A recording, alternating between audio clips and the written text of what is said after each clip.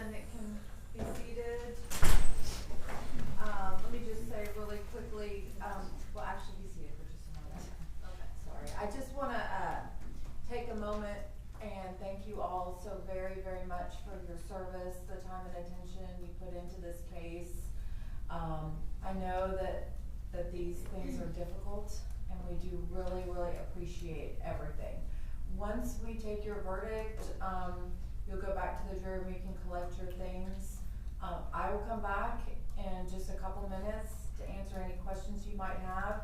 You don't have to stay, you're free to go, you're free from all my instructions once we take the verdict. But if you want to stay, if you have any questions, I'm happy to come back there and answer them, and potentially the parties, generally usually the state, will come back and visit with you if you have any questions or comments for them, sometimes the defense.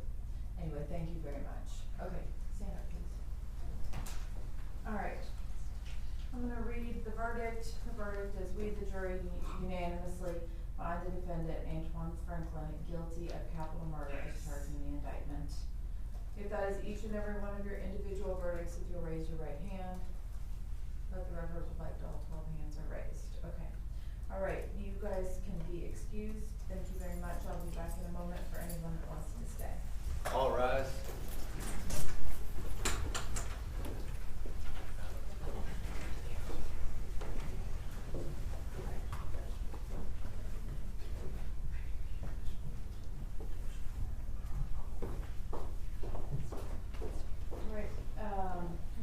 Everyone except for the defendant can be seated. Okay, I'm gonna go ahead and read the sentencing. Mr. Franklin, I'm going to do his appellate form.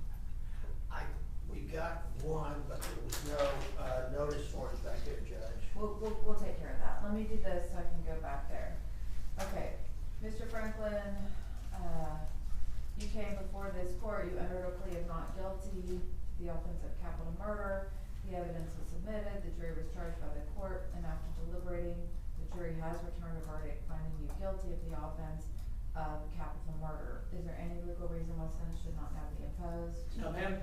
Alright, it being, then it's the order of judgment decree of the court that you shall be taken by the sheriff and held until you be transferred by an agent of the Texas Department of Criminal Justice, where you shall be confined for life.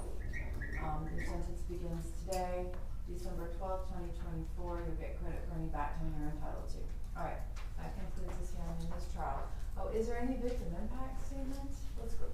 We're off the record.